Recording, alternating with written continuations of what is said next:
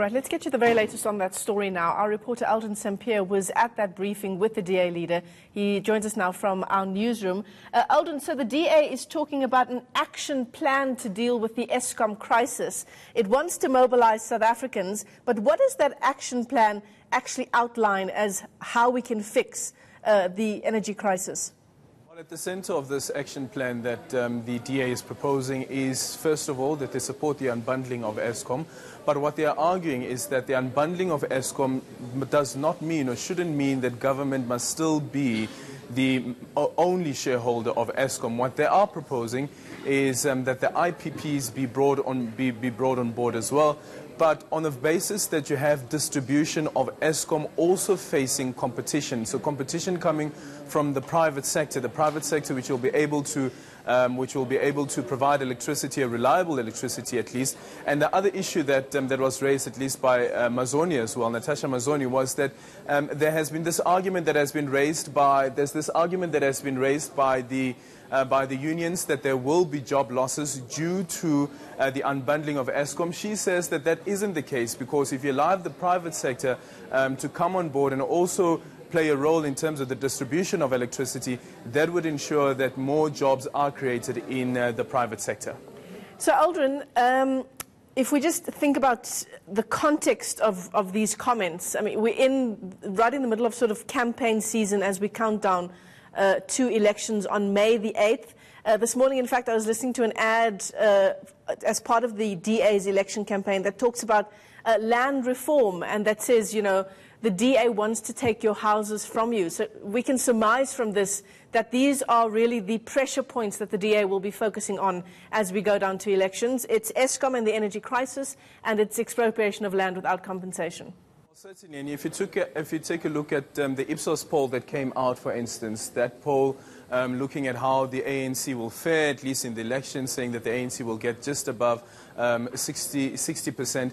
But that poll came out just before the current electricity crisis that we are facing at the moment. And some analysts are arguing that if you were to go back to the same people at the moment and ask them whether they'll still be voting for the ANC, that the polls might come back with different figures. The DA is saying that this is not part of electioneering for them, but of course we know that it is, considering that they'll be marching on the union buildings. And this, of course, as you've indicated, is just weeks ahead of the elections.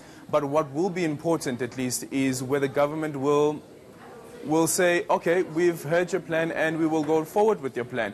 Because the other issue that we have to take into consideration, Michelle, as well, is the issue around the diesel procurement that Eskom currently has. We don't know who that contract is with, and the DA is saying that that information should be made public. They were told that that information is commercially sensitive, so that information will not be made public. On the other hand, you'd know that the DA is also pushing for another court battle where they're trying to get government to divulge at least the details of the loan agreement that Eskom has signed with the Chinese government. So, Aldrin, according to your knowledge of how Parliament works, how difficult would it be at this stage to reconvene Parliament so that this issue can be dealt with?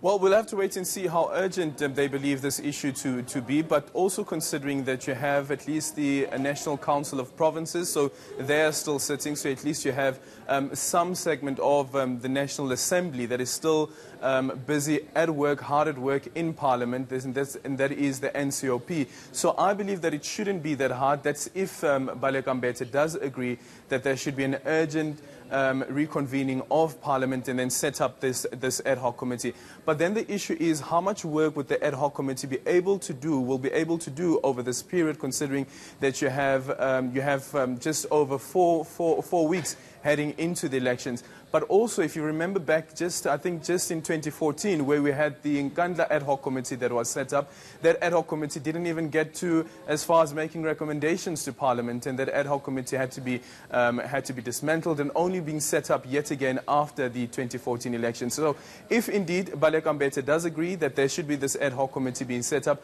I doubt that the ad hoc committee will be able to go through all the work that the DA is proposing at this moment. Yeah, it seems highly unlikely. Thanks very much for that update. Our reporter Eldon St-Pierre live to us there from our newsroom. DA leader Mmusi Maimane talking about mobilizing South Africans this Friday, in fact, to march against the energy crisis. And as we